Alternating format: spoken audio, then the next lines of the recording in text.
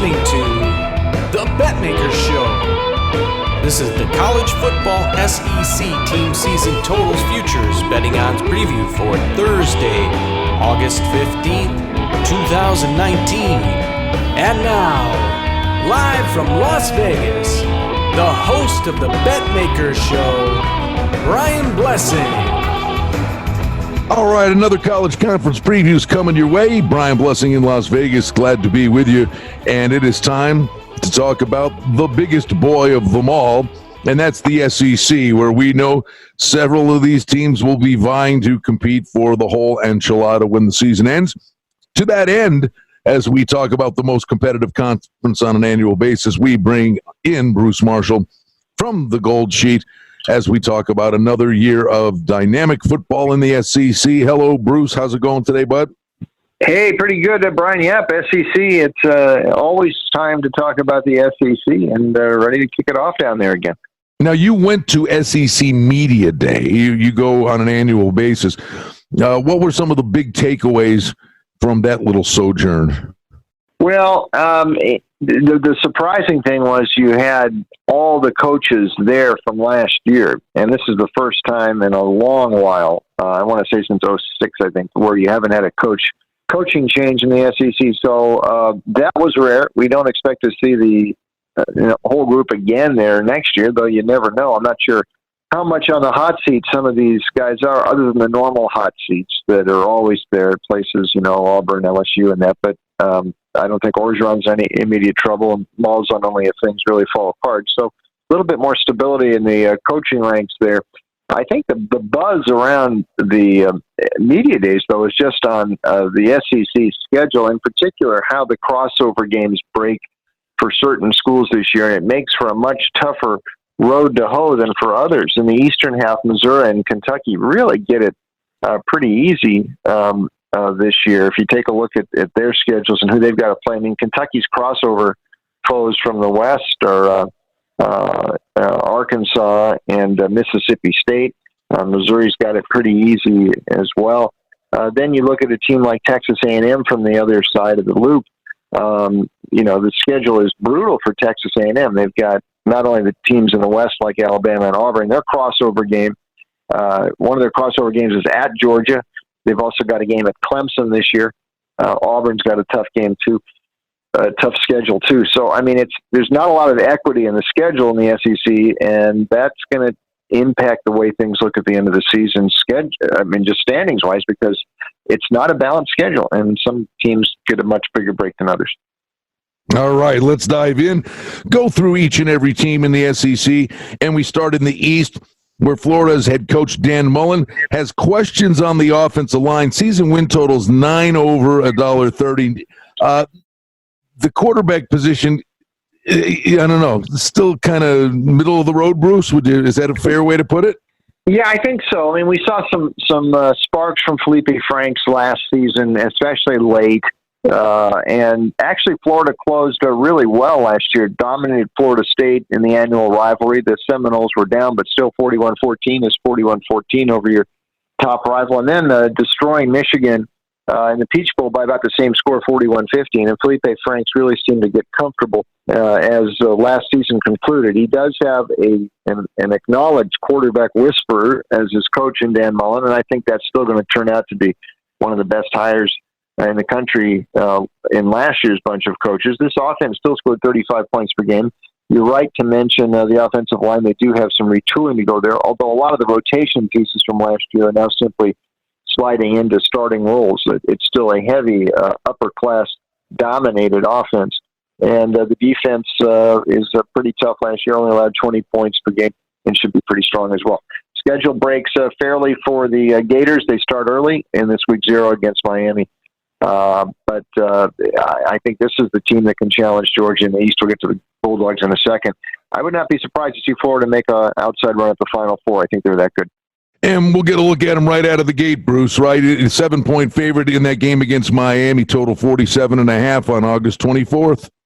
Yeah, at the end of last season, this number would have been a lot higher than 7, the way Miami closed, and there's some changes going on with the Hurricanes. Manny Diaz, now head coach, circuitous route He was their defensive coordinator last year, took the Temple job for about 2 weeks, and then Mark Richt quit, and they brought him back from Temple. So it's not as much of an adjustment as people thought at Miami, but that team had some problems last year. And Florida, I think, will have 80% of the crowd support in this game in Orlando on the 24th. And I think there's some value looking at that Florida side at that price. All right, let's move on to Georgia. 11 wins, 11 under $1.30. The bad news, Jacob Eason transferred out, the quarterback. But you got from, it's more about, what happens down the road here for Georgia. But in 2018, they got 11 underclassmen to play. A lot of kids got a lot of experience, flat out loaded with talent. Are they, Bruce, a sneaky team? I mean, it's Georgia. It's not like it's this under the radar thing. But when we always talk about Bama, Clemson, I guess anybody else, are they a team that can threaten for the whole thing? Yeah, I think they are, Brian. I mean, they've been close the last 2 years against Bama. Last year's the SEC title game. I mean, they were up 28-14 deep into the third quarter and had a short field goal that could have put them up 17. Missed, and that seemed to turn the momentum around in that game, and they lost in the last minute to the tie 35-28. We know what happened in the national title game the year before in overtime. So they've been knocking on the door. About the only thing that Kirby Smart has not been able to do is beat his old mentor, Nick Saban, at Alabama. Having said that, is this the year Georgia might pull it off? It will have a chance. You mentioned Jake Fromm. He's already run off a couple of high-profile quarterbacks, Eason up at Washington, Fields up at Ohio State. We talked about them in earlier previews. Fromm is still here. He's 2 years as a starter now. This program and what Kirby has done recruiting-wise, I mean, there are 14 five-star recruits that are in this program right now. And so there's blue-chip talent everywhere. They lost a few guys on both offense and defense. But this was a powerhouse team that pretty much doubled the score on its foes last year. Average score 38-19. Schedule is as fair as it can be in the SEC. There is an interesting non-conference game against Notre Dame in late September, but that one is between the hedges. And that will be an advantage for Georgia, which will be favored in that game. They'll be favored in every game, I think, this season until they get to the SEC title game. So, yes, they are a threat. And, even if they lose, if they go undefeated in the regular season and they don't win the SEC title game, they could end up in the Final Four. They're that good. All right, Bruce, Kentucky, 6.5 over $1.30. They got to replace a stud running back, Benny Snell, 1,000 yards rushing in 3 straight years. Mark Stoops knows what he's doing, but they've got to get better play at a quarterback, Terry Wilson. The really good news is it's a pretty favorable schedule. They're not road warriors, that's for sure. Yeah, it is a favorable schedule. I mentioned that at the outset. The crossover games work out pretty well for them this year. Arkansas, Mississippi State couldn't ask for more than that. They get Florida at home in week 3. That'll be a pretty interesting test for them. We mentioned the non-conference. They're playing MAC teams at home. Toledo might not be an easy game. They're one of the favorites in the MAC, but this is still in Lexington, in Eastern Michigan, Tennessee, Martin. I mean, these are in Louisville, which has really been down. So, I mean, there's a good chance they sweep those 4, and it will help the season win total. Mark Stoops elevated this program up to 10 wins, like you said, last year. Benny Snell's going to be hard to replace on offense. Josh Allen hard to replace on defense. These are especially Allen. I mean, that's a top 5 defensive guy. So in the pick in the NFL draft, they need better play from the quarterback, like you said. What might help, Terry Wilson comes back, more of a runner than a passer. They did get a transfer in here late from Troy, Sawyer Smith, who when last seen in the Dollar General Bowl was throwing 4 touchdowns against Buffalo and looked really good in that game. So Mark Stoops looked kind of like the cat that ate the canary down in Hoover at SEC Media Days when he asked him about Smith. He's probably not going to start, but he gives him a gunslinger option to come off the bench. And they really haven't had a guy who could throw the ball there in over a decade since Andre Woodson. This is also a test to see how far Stoops has progressed with this program. A lot of times you see a breakthrough year like last year with the program, then it falls back. A lot of people don't think Kentucky's going to fall back that far this year because he's been recruiting well enough and they'll slide in. I think Kentucky's sneaky there in the East. I think they'll get back to a bowl, but they'll fall short of those 10 wins from last year. All right. We move on to Missouri, and you mentioned the quarterback position. This is going to be interesting. This is a program where the defense improved. 8.5 under $1.40 is the projected season win total. But the big news here, the guy who ended up being the odd man out at Clemson last year finds himself a new home running the show on the field.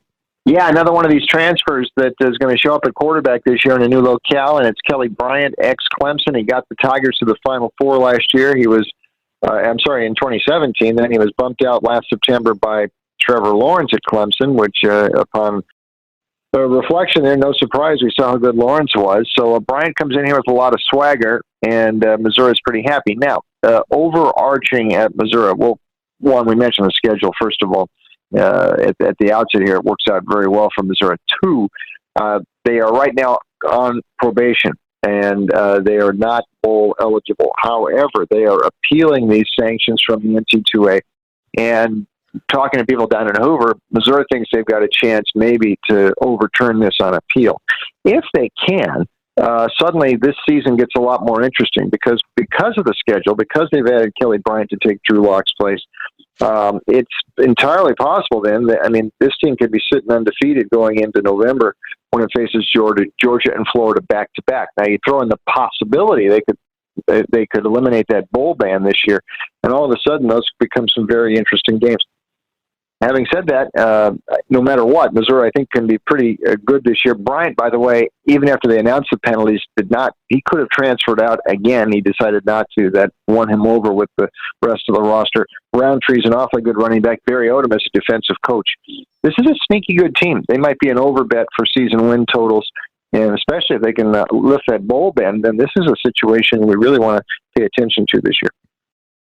Bruce, let's go to South Carolina, and there's a weird thing going on here when you looked at how games played out for them in 2018. This year, 5.5 over $1.20 is the projected season win total. You talk about a bad formula, all the coaches' mantras, run, stop the run, play well in all three facets of the games, and all the things they say that are just, the standard football 101 things for success. Well, here's one you can add to this. If you're last in the country in time of possession, you got a problem, man. That means your offense ain't getting it done and your defense is getting worn down. And that's what happened last year. It did, and we saw that late in the year. The Clemson game, they got a boat race by Clemson, and then in the bowl game, there was nothing left for these guys in Virginia. Whacked them pretty good, 28-0 in the Belk Bowl, and that has sort of cast a little pall over the program here. And some of those stat numbers you mentioned, including time of possession, that's kind of an alarm at South Carolina. I think this might be a make or break year, maybe not break year for Will Muschamp, but certainly they want to see something pretty soon, and he could put himself, I think, on real hot seat trouble for next year if he can't at least get to a bowl this year. It won't be easy. Now, Jake Bentley's a senior quarterback. He's thrown for a lot of yards there, but, if you watch the 49ers this preseason, Deebo Samuel is a big playmaker there already in the NFL, and you take him away from a college offense like this and all of the field stretching he was able to do last year, it's going to be tougher for South Carolina to go. You don't lose a guy like that who's such a playmaker, and even if you got your senior quarterback there, hey, a great receiver can make a quarterback look pretty good. That's what Samuel did. And this defense, Muschamp is a defensive guy, but it was nothing special last year. I think South Carolina is going to finish at the bottom of the East, and if it's really bad, Muschamp could get in trouble this year. If not, I think definitely next year this is a guy on the hot seat. Interesting stuff there for sure. Tennessee, 6.5 over $1.30. Second-year head coach second season for head coach Jeremy Pruitt. He's got a lot of experience. Kids got some valuable playing time last year. And the one thing, Bruce, if it's an angle that matters, and it does to some, this is a team that'll have a lot of games circled. They have a lot of revenge on the slate. They do, and they got poleaxed several times last year too.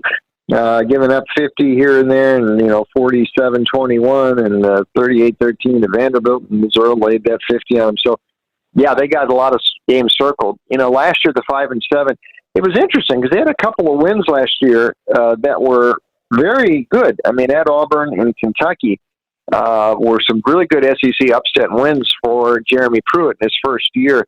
But, many of those other games weren't good, and I think that 5-7 record and some of the defensive numbers are distorted by 3 non-conference wins, all at home against East Tennessee State, UTEP, and Charlotte, in which Tennessee didn't allow a touchdown in those 3 games combined and outscored. It was totally lopsided in those games, but we know what happened in the other games with Tennessee. So, this is a team that really needs help from the schedule, and it's sort of like that again this year for them. We'll see. Guarantano, the quarterback, looked like he might be a comer last year. They need to get a little bit more production out of the passing game, though, which was well done, and that's why Jim Chaney has been brought back up here, the offensive coordinator who was at Georgia last year, very well respected. They think he's going to toggle the offense and get it moving a little bit better. The arrow is sort of pointed up at Tennessee. I'm not sold yet that Pruitt's the guy to turn this whole thing around. I think next year might be a little bit better barometer of where they're at. I think they'll still struggle to get bowl eligible this year until this offense, which only scored 22 per game, and that's including like putting up 59 against East Tennessee State, proves it can compete in the SEC by a week-to-week basis.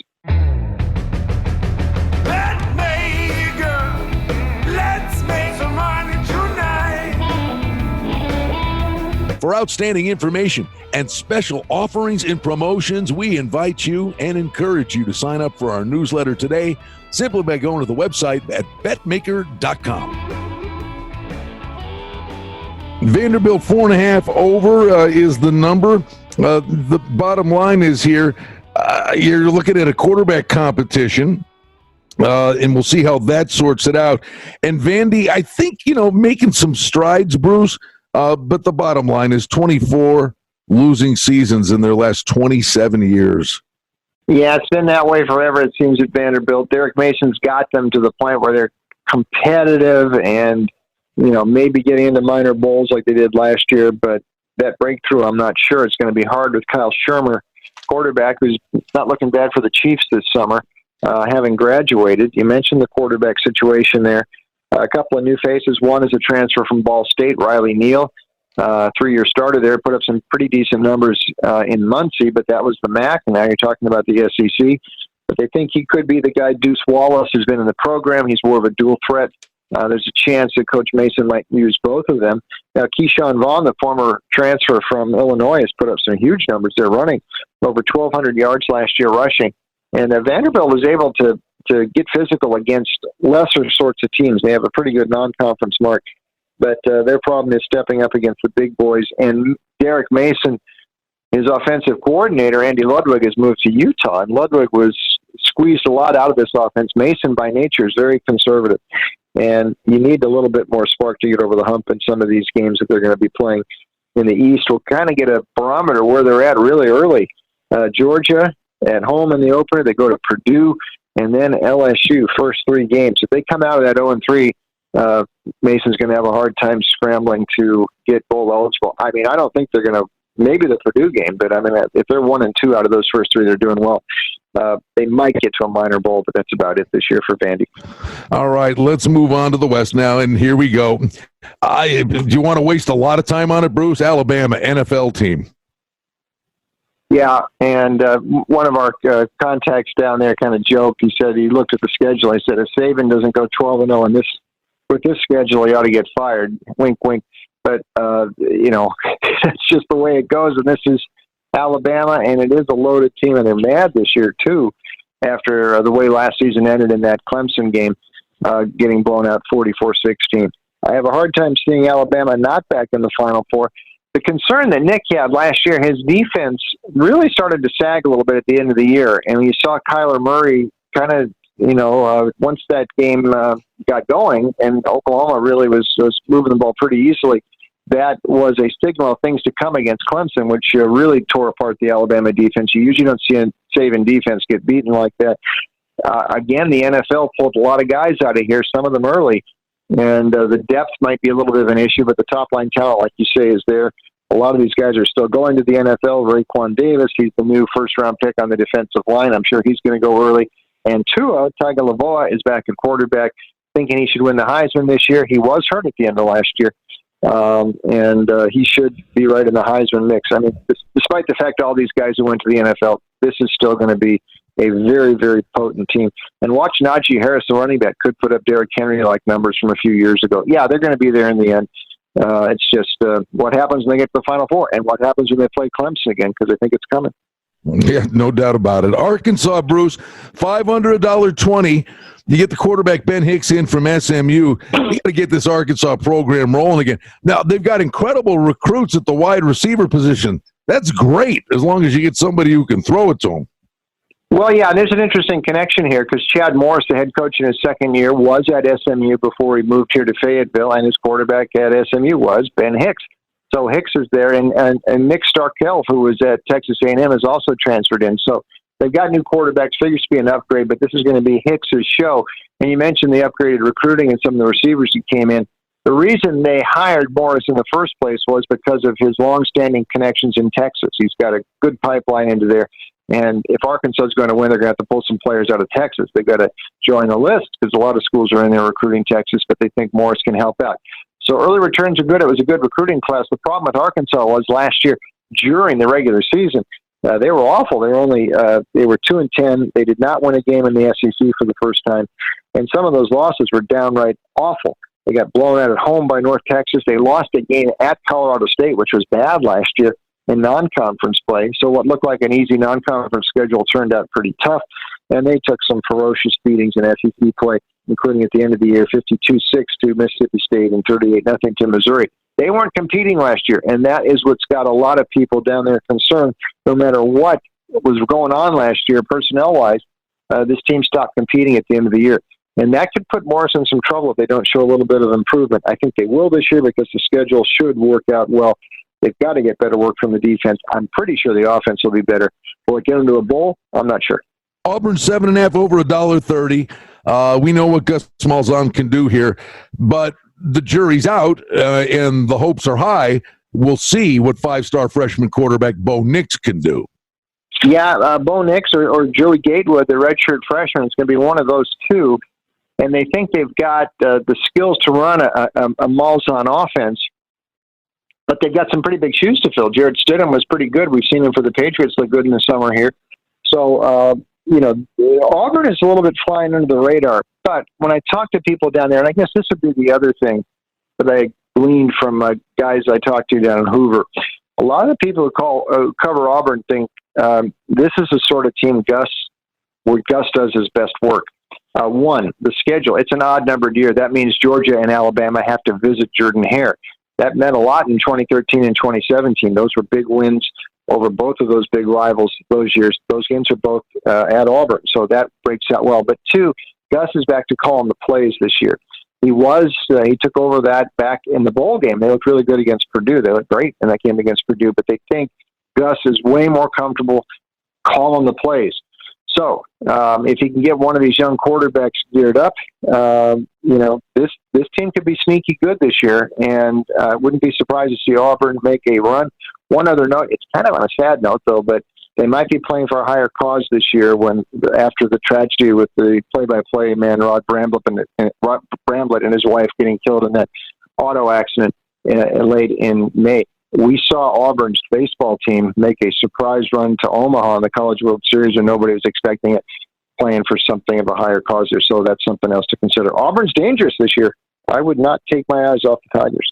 Yeah, and you look at the end of the year, Mississippi, Georgia, poor Samford, although the good news is it's the look-ahead game, but Mississippi, Georgia, Alabama at the end of the year. So that home slate, if Auburn gets it together late, they could really climb the ladder.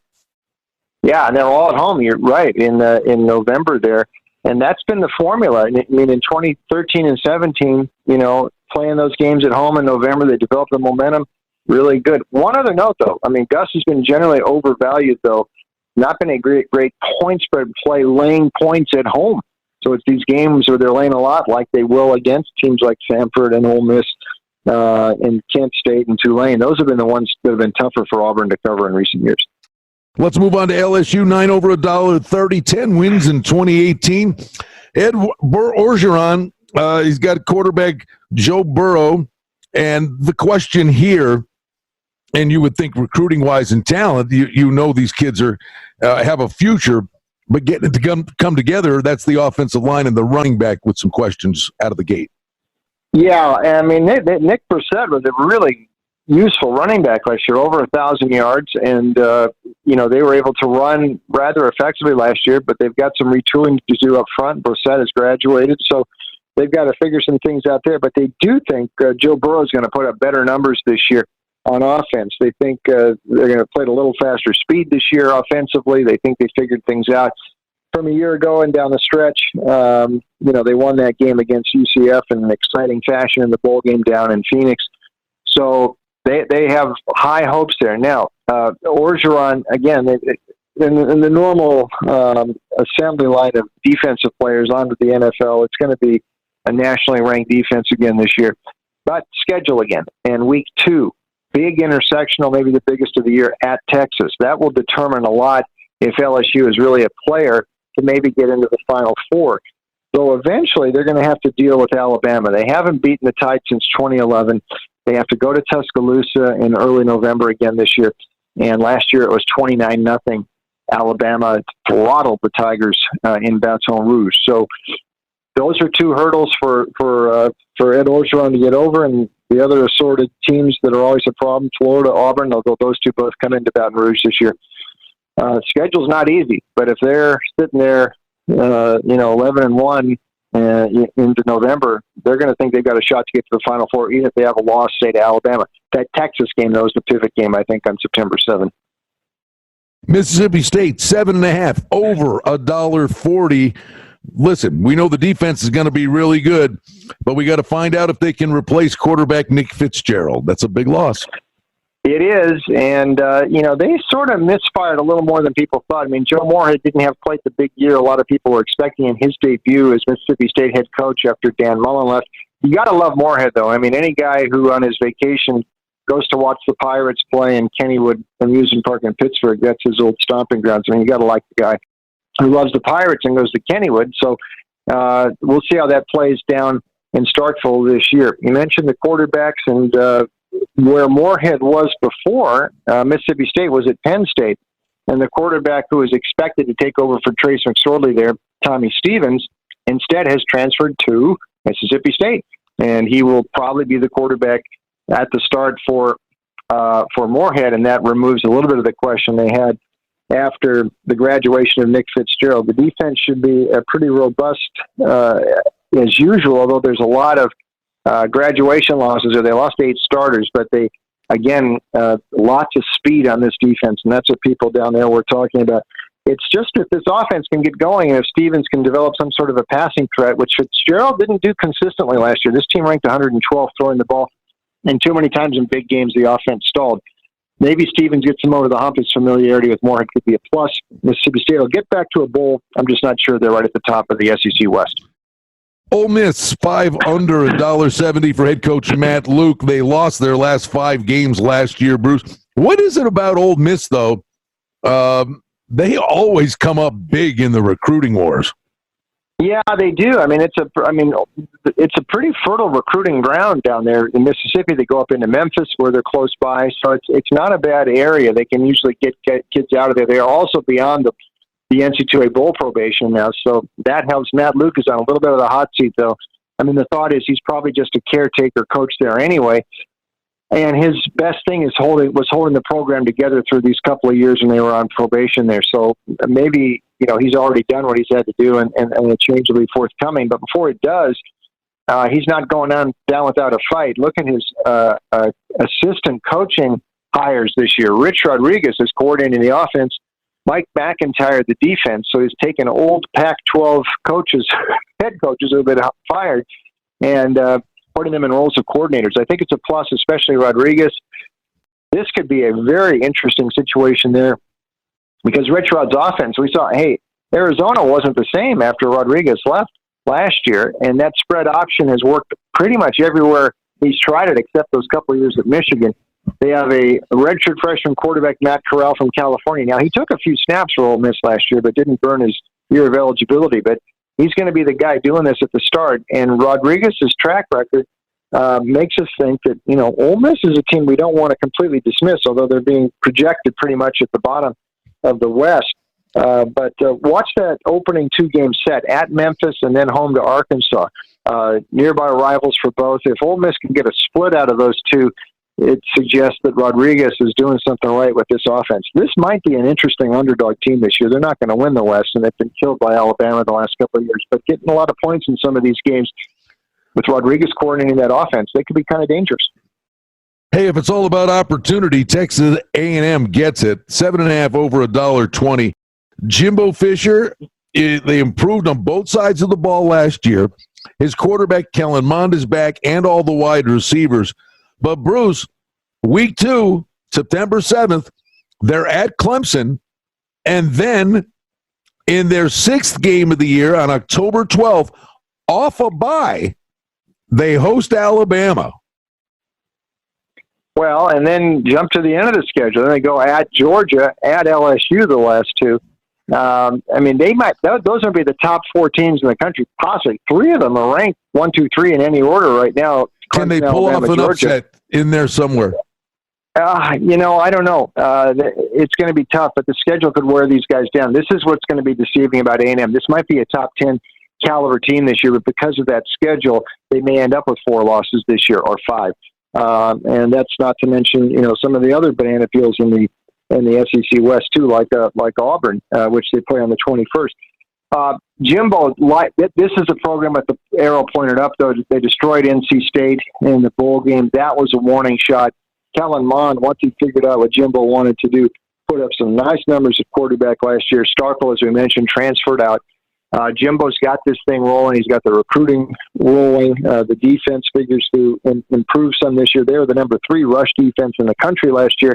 He's got some reloading to do there with 7 starters gone, but Mike Elko is one of the best defensive coordinators in the country. They're paying him like it, and they'll be fine on defense. It's just the schedule's going to wear these guys down, I'm afraid, Brian, and this is what I'm talking about. It's an inequity in the SEC this year with some of these teams getting overscheduled. Then A&M's got this game against Clemson. I mean, heck, they've got the 1, 2, 3 teams in the country in the early preseason polls all on their schedule. That's going to keep their win total down, but this is still going to be a dangerous team. Well, there you have it. Another gauntlet. It's the SEC. Great information. Bruce Marshall from the Gold Sheet. I'm Brian Blessing. And you know that the road to the college football championship goes right through this conference. In fact, they could be butting heads together when it's all said and done when you get to the Final Four.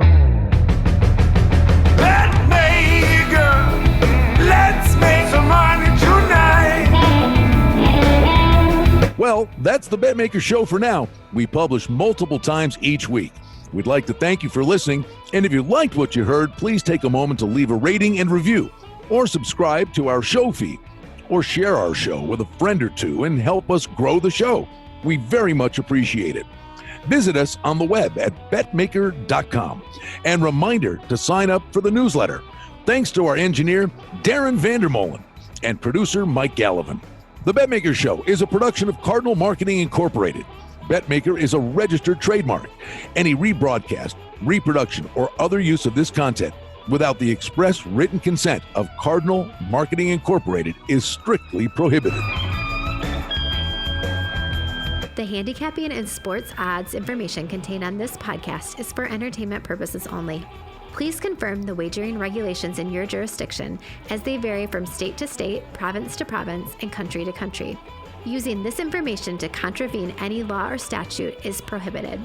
The podcast is not associated with, nor is it endorsed by any professional or collegiate league, association, or team.